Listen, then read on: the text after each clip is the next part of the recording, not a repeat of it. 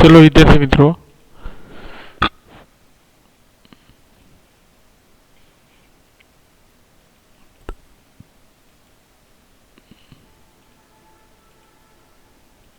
હવે આજના લેક્ચરમાં આપણે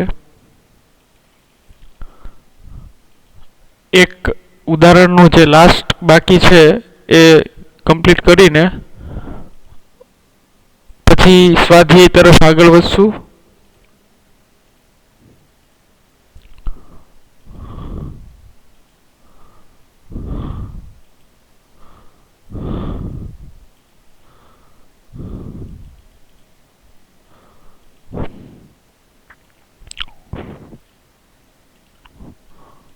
ચલો તો એ ઉદાહરણ જે છે એ નંબર તમને કહી દઉં વિદ્યાર્થી મિત્રો.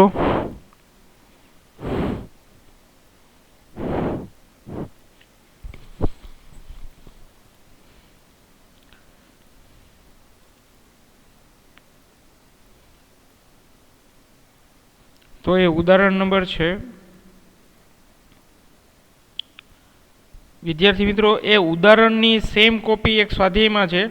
તો અત્યારે હું તમને ઉદાહરણ કરાવી દઉં છું. સ્વાધ્યાયનું જે છે એ તમારે જાતે કરવાનો રહેશે.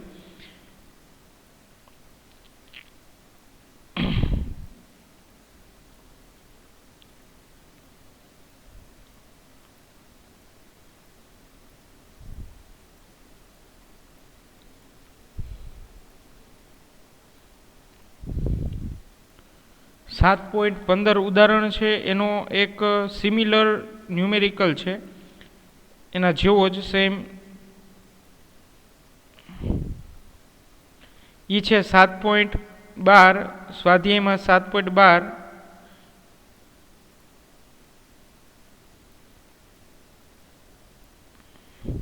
અને 7.14. 7.12 અને 7.14 વિદ્યાર્થી મિત્રો એ તમારે જાતે કરવાના છે. અત્યારે જે હું કરાવું છું 7.15 ઉદાહરણ એના જેવો જ છે, એટલે કે 7.12 સ્વાધ્યાયમાં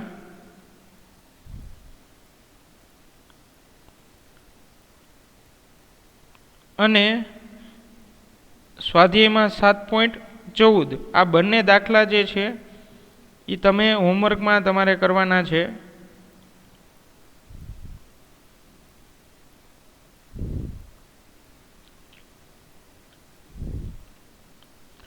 તો વિદ્યાર્થી મિત્રો આ લેક્ચર અને એના પછીના લેક્ચરમાં આપણું જે સ્વાધ્યાય છે એ કમ્પ્લીટ થઈ જશે.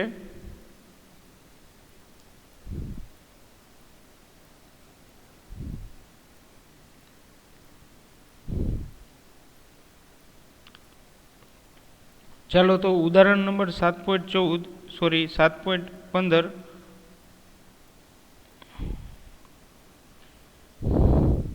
ચલો તો શું કે છે 7.15 ઉદાહરણમાં જુઓ વિદ્યાર્થી મિત્રો,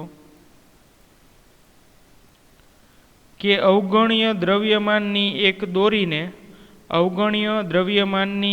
દોરીને 20 કિલોગ્રામ દળ અને 25 સેન્ટીમીટર ત્રિજ્યાના ફ્લાયવ્હીલની કોર એટલે કે રીમ પર વીંટાવેલ છે. તો આકૃતિમાં બતાવ્યા પ્રમાણે દોરી પર 25 ન્યૂટન જેટલું અચળ બળ લગાડેલ છે, એટલું અચળ બળ લાગે છે. તો આ ફ્લાયવ્હીલ ઘર્ષણ રહિત બેરિંગ સાથે સમક્ષિતિજ અક્ષ પર જડેલ છે. તો જો આટલી ગણતરી કરવાની છે વિદ્યાર્થી મિત્રો. વ્હીલના કોણીય પ્રવેગની ગણતરી કરો. જ્યારે દોરી 2 મીટર ખૂટશે ત્યારે ખેંચાણ બળ દ્વારા કરવામાં આવેલ કાર્ય કેટલું થાય એ મેળવવાનું છે. પછી સી એમાં એવું કીધું છે કે આ બિંદુએ વ્હીલની ગતિ ઉર્જા પણ કેટલી થાય એ મેળવવાની છે.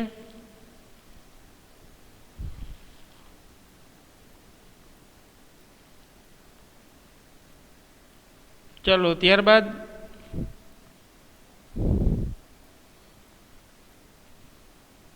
છેલ્લું કે બી અને સી ની સરખામણી કરવાની છે.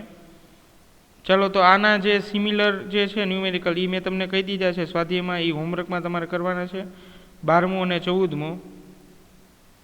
અને ખાસ આ હું તમને એટલા માટે કરાવું છું કે આ તમારી લાસ્ટ એકમ કસોટીમાં પણ પૂછાઈ ગયેલો છે વિદ્યાર્થી મિત્રો. એટલે જે લોકોને એકમ કસોટીમાં આ પ્રોબ્લેમ પડ્યો છે કરવામાં, તો એ ખાસ ધ્યાન રાખીને સમજી લે, શીખી લે.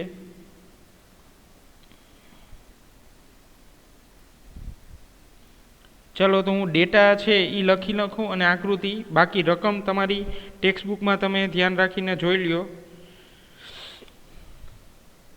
7.15 ઉદાહરણ. ચલો અહીંયા આ એક ફ્લાય વ્હીલ છે, એની છરા સાથે એક સ્થિર સી સેન્ટરમાં જોઈન્ટ કરેલું છે. બેરિંગના જે છરા, જે બેરિંગ જે તમે કહો એને છરા પણ કહેવાય. સોલિડ બોલ હોય, લોખંડના બોલ હોય, લોખંડના અથવા તો કોઈ મિશ્ર ધાતુના. ચલો એની સાથે અહીંયા આ ફ્લાયવ્હીલ સાથે એક દોરડું છે, રીમ દોરડું. તો અહીંયા વજન બળ mg જેટલું લાગશે દોરડાનું, અને ફોર્સ છે 25 ન્યૂટન જેટલું. ચલો m બરાબર આપી દીધું છે 20 કિલોગ્રામ વિદ્યાર્થી મિત્રો. પછી r એટલે કે 20 સેન્ટીમીટર આપી દીધી છે ત્રિજ્યા. અને c શું છે તો કે કેન્દ્ર છે વિદ્યાર્થી મિત્રો. ચલો આ બધા ડેટા. હવે પહેલું એ જે ફાઇન્ડ કરવાનું છે એ તો પહેલું એવું કીધું છે ફાઇન્ડ કરવાનું કે કોણીય પ્રવેગની ગણતરી કરો. વિદ્યાર્થી મિત્રો તમને કોણીય પ્રવેગની ગણતરી કરવાની કીધી છે, એટલે કે આલ્ફા બરાબર કેટલા થાય. હવે આલ્ફા આપણને નહીં મળે ડાયરેક્ટ વિદ્યાર્થી મિત્રો, તો પહેલાં આપણે આલ્ફા મેળવવા માટે ટોર્ક મેળવવું પડશે. એટલે ટોર્ક બરાબર આર ક્રોસ એફ, આ સૂત્ર પરથી આર ક્રોસ એફ. હવે એફની ડાયરેક્શન આ તરફ છે અને આર એને પરપેન્ડિક્યુલર છે આર, તો એ બંને 90 ડિગ્રી છે, એટલે R F sine theta, sine 90 એટલે E1 થઈ ગયા, એટલે આર એફ. તો ટોર્ક જે છે એ મળી જશે, torque equal to R F ઉપરથી. તો આર જે છે એ 20 સેન્ટીમીટર છે, તો એને મીટરમાં કન્વર્ટ કરવું એટલે 0.2 થશે. અને ફોર્સ એ આપ્યું છે 25 ન્યૂટન, તો ટોર્ક ઇક્વલ ટુ 0.2 અને એને ગુણ્યા આપણે કરવાના છે 25. તો 25 દુ 50 એટલે ટોર્ક બરાબર આવશે 5 ન્યૂટન ડોટ મીટર. તો ટોર્કની કિંમત થશે 5 ન્યૂટન ડોટ મીટર. તો વિદ્યાર્થી મિત્રો આ ટોર્ક જે છે એ આપણને ફાઇન્ડ થઈ ગયું 5 ન્યૂટન ડોટ મીટર. ચલો સમજાય છે વિદ્યાર્થી મિત્રો. હવે ટોર્ક જે છે એ તમને મળી ગયું વિદ્યાર્થી મિત્રો. તો હવે એના ઉપરથી આપણે ટોર્ક બરાબર આઈ આલ્ફા જાણીએ છીએ સૂત્ર, કે આલ્ફા મેળવવાની આ પોસિબિલિટી બહુ વધારે છે. આપણી પાસે વેગ નથી, કોણીય વેગ નથી, તો સમયનો ફેરફાર નથી, તો બેસ્ટ જે છે એ આ જ ફોર્મ્યુલા રહેશે, ટોર્ક ઇક્વલ ટુ આઈ આલ્ફા. તો હવે આપણે આઈ આલ્ફા, એમાં આલ્ફાને કરતાં કરું તો ટોર્ક બાય આઈ એવું થશે. તો આલ્ફા બરાબર ટોર્ક, તો ટોર્કની વેલ્યુ છે 5 અને આઈ ઇક્વલ ટુ આવશે mr²/2. ચલો તો જડત્વની ચાક માત્રા જે છે એ આઈ, હવે આઈ જે છે જડત્વની ચાક માત્રા પછી મેળવવી પડશે, તો એ mr²/2.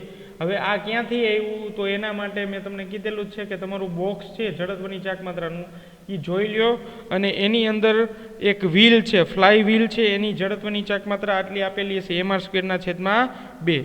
ચલો જેને નથી ખબર તો એ બોક્સ મેં તમને ઘણી વાર કીધું છે કે જડત્વની ચાક માત્રાનું બોક્સ ટેક્સ્ટબુકમાં આપેલું છે, જુદા જુદા દ્રવ્યો અને જુદા જુદા પરિમાણ, એટલે કે આકાર અને શેપ ધરાવતા પદાર્થો માટે.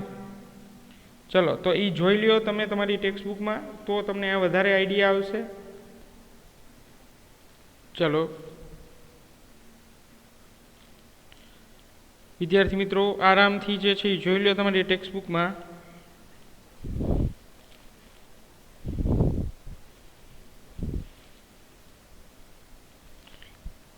ચલો હવે આની કિંમત જે છે એ મૂકતા જઈએ. mr² એટલે 20 ગુણ્યા 0.2 નો સ્ક્વેર થશે, r²/2 એટલે અહીંયા આવી ગયા 10. તો i બરાબર શું થઈ ગયા 10 ગુણ્યા 0.2 નો સ્ક્વેર એટલે 0.04, એટલે 0.04 ગુણ્યા 10 એટલે 0.4 કિલોગ્રામ મીટર સ્ક્વેર. ચલો તો આ થઈ ગઈ જડત્વની ચાક માત્રા i. ચલો હવે જડત્વની ચાક માત્રા મળી ગઈ છે, તો આ સૂત્રની અંદર એનો કિંમત મૂકી દઈએ, ટોર્ક બરાબર આઈ આલ્ફા. તો આલ્ફા બરાબર આ જ સમીકરણ લઉં છું, ટોર્કના છેદમાં આઈ, તો ટોર્ક છે 5. ચલો 5/0.4, તો આલ્ફા બરાબર શું મળશે 12.5 રેડિયન પર સેકન્ડ, 12.5 રેડિયન પર સેકન્ડ સ્ક્વેર. ચલો વિદ્યાર્થી મિત્રો આલ્ફા પણ મળી જાય છે. કાંઈ ડાઉટ તમને? ચલો આલ્ફા આ રીતે મળી જશે આપણે સાવ શોર્ટ ફોર્મ્યુલાની મદદથી. સાવ શોર્ટ ફોર્મ્યુલા છે વિદ્યાર્થી મિત્રો.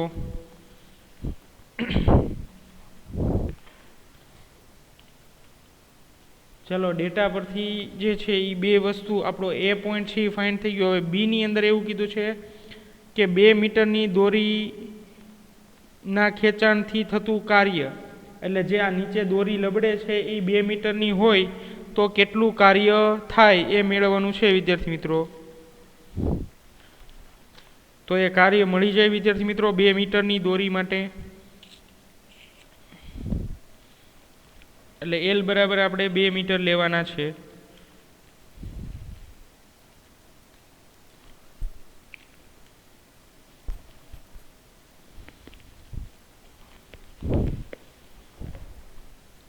ચલો આ છે એ 2 મીટરની લઈએ તો એના માટે થતું વર્ક. તો 2 મીટર દોરી માટે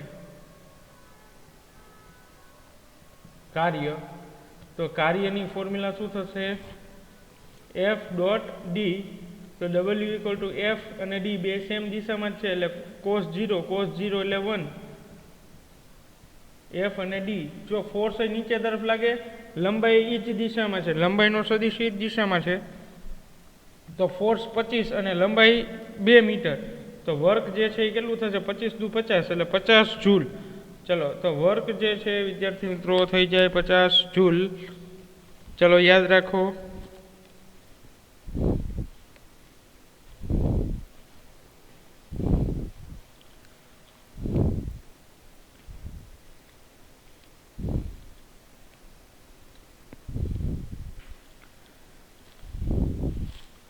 ચલો વિદ્યાર્થી મિત્રો આ બધું કમ્પ્લીટ થયા બાદ હવે લાસ્ટમાં ઓમેગા જે છે એ ફાઇન્ડ કરવાનો છે. તો ઓમેગા શરૂઆતની સ્થિતિમાં 0 એટલે પ્રારંભિક વેગ 0 થશે. તો અંતિમ જે છે એ આ રીતે મળી જાય ઓમેગા સ્ક્વેર બરાબર 2 આલ્ફા થીટા. 2 આલ્ફા થીટા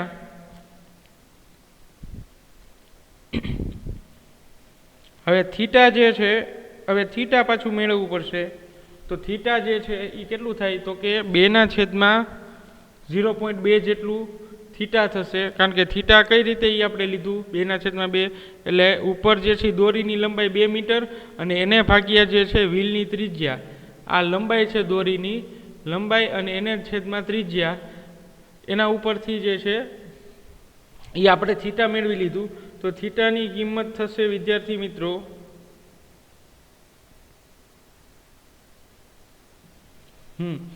તો 2/0.2. તો એની વેલ્યુ, એનો આન્સર આવશે 10.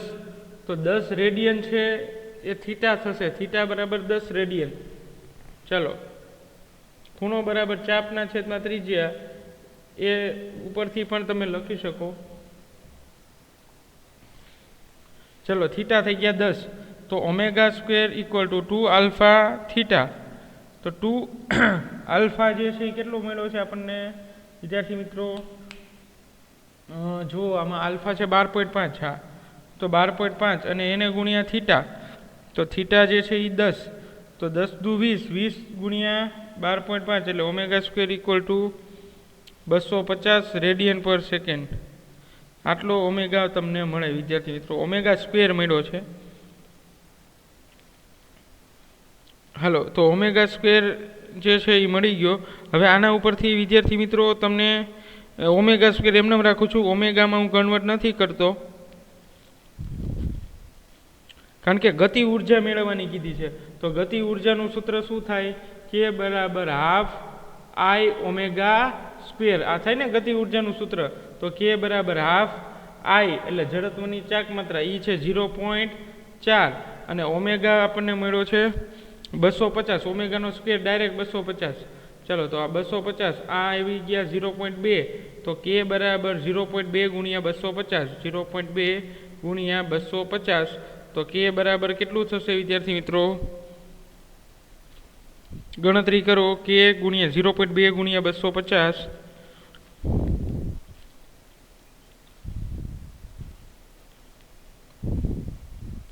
તો આવશે 50 જૂલ. 50 જૂલ જેટલો આન્સર આવશે કુલ ગતિ ઉર્જા, ચાંક ગતિ ઉર્જા 50 જૂલ થશે। ચાલો આ આખા દાખલા જે છે એ મેં તમને કીધું એ બંને સ્વાધ્યાયના તમારે હોમવર્કમાં કરવાના છે। અત્યારે કહી દો અહીંથી તમને કે સ્વાધ્યાયના કયા કયા દાખલા એમાં ઇન્ક્લુડ થઈ ગયા છે। તો કે સ્વાધ્યાયમાં દાખલા નંબર છે 7.12 અને 7.14, 7.12 અને 7.14 સેમ આના જેવા છે। સ્વાધ્યાયમાં દાખલા નંબર 7.12, 7.14 આ તમારે હોમવર્કમાં કરવાના છે।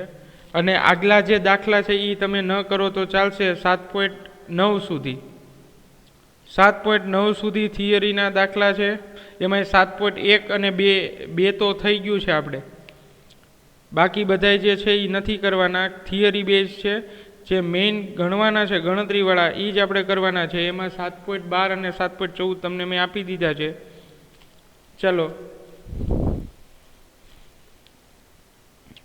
ચલો હવે એના પછી વિદ્યાર્થી મિત્રો જોઈએ આપણે ઉદાહરણ જે છે એ છેલ્લું ઉદાહરણ આપણે જોઈએ।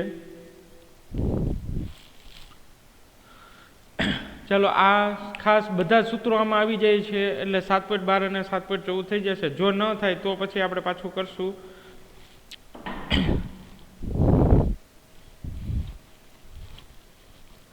ચાલો હવે આપણે છેલ્લું જે છે એ સ્વાધ્યાયનું ઉદાહરણમાં છેલ્લો દાખલો છે એ જોઈ લઈએ આપણે।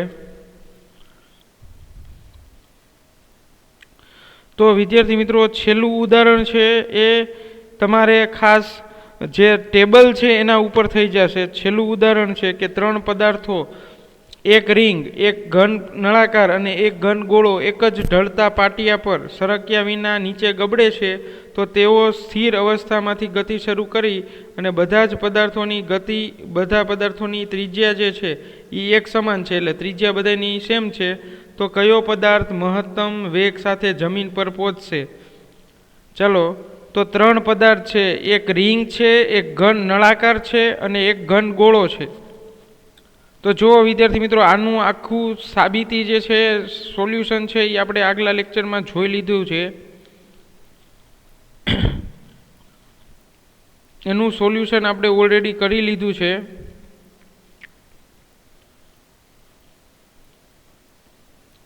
છેલ્લા લેક્ચરમાં જે છેલ્લી થિયરી હતી સરક્યા વિના ગબડતો પદાર્થ,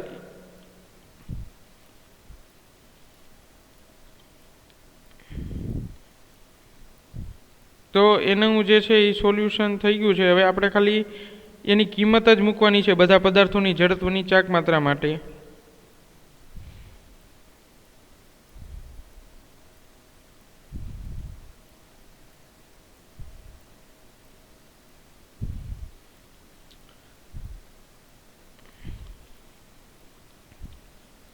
ચાલો તો એના સોલ્યુશનમાં જો તો તમારા ટેક્સ્ટબુકમાં પણ હશે। જો વિદ્યાર્થી મિત્રો સામાન્ય કિંમત જ મૂકેલી છે। આપણે વેગનું સમીકરણ તમને યાદ હોય તો મેં વેગ તમને સમીકરણ લખી દીધું હતું, વેગ બરાબર 2gh ના છેદમાં 1 + k² ના છેદમાં r²। આવું મેં વેગનું સમીકરણ એક તમને આપ્યું હતું વિદ્યાર્થી મિત્રો। બસ તો આ વેગના સમીકરણમાં કે હવે જે તમારું કોષ્ટક છે તમારી ટેક્સ્ટબુકમાં આપેલું છે તો એ કોષ્ટક જુઓ વિદ્યાર્થી મિત્રો। તો એમાં જડત્વની ચાક માત્રા છે અને એની બાજુમાં લખેલું છે ચક્રાવર્તનની ત્રિજ્યા। તો એ કેની કિંમત અલગ અલગ મૂકવાની છે ચક્રાવર્તનની ત્રિજ્યા। તો પહેલા રિંગ માટે ચક્રાવર્તનની ત્રિજ્યા k² બરાબર થશે r², રિંગ માટે, કારણ કે k બરાબર r છે। જો એમાં તમારી ટેક્સ્ટબુકમાં ઓલું કોષ્ટક છે એના ઉપરથી થઈ જશે। બસ તો આમાં k બરાબર r મૂકી દો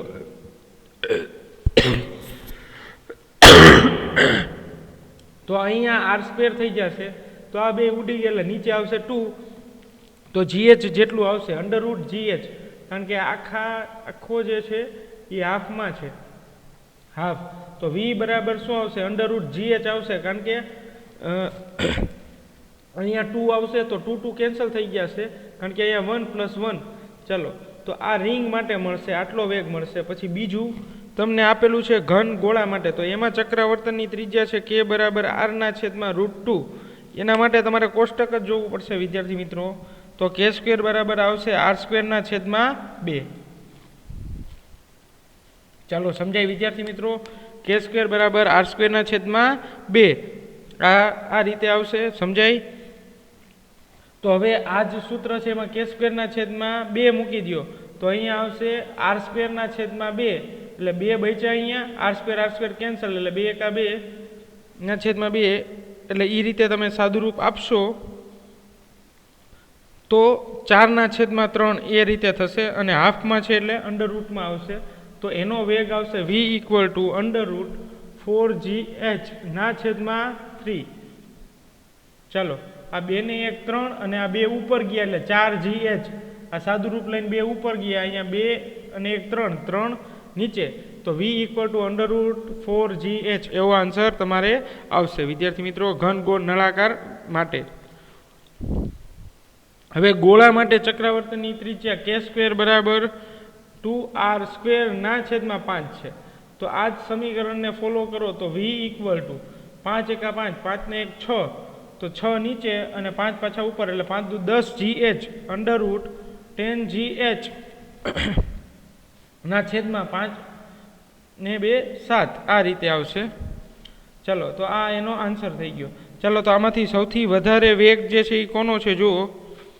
સૌથી વધારે વેગ આનો √gh છે, આનો √4gh/3 છે અને આનો √10gh/3 છે. તો સૌથી વધારે જે છે એ ઘન ગોળાનો વેગ હશે, એટલે જે આ છેલ્લે આપણે મેળવ્યું એનો વેગ જે છે એ સૌથી વધારે હશે.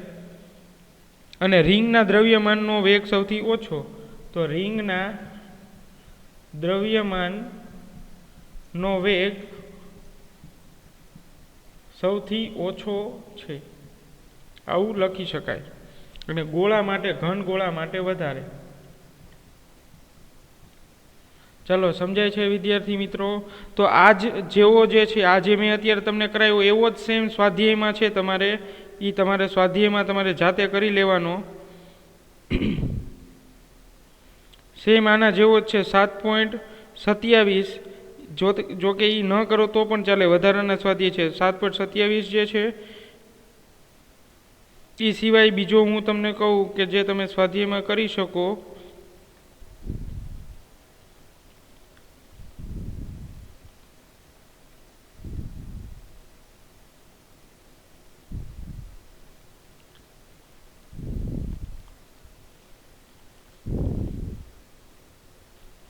હા 7.18 છે સ્વાધ્યાયમાં, 7.18 છે, એ પણ તમે હોમવર્કમાં કરી શકો છો વિદ્યાર્થી મિત્રો.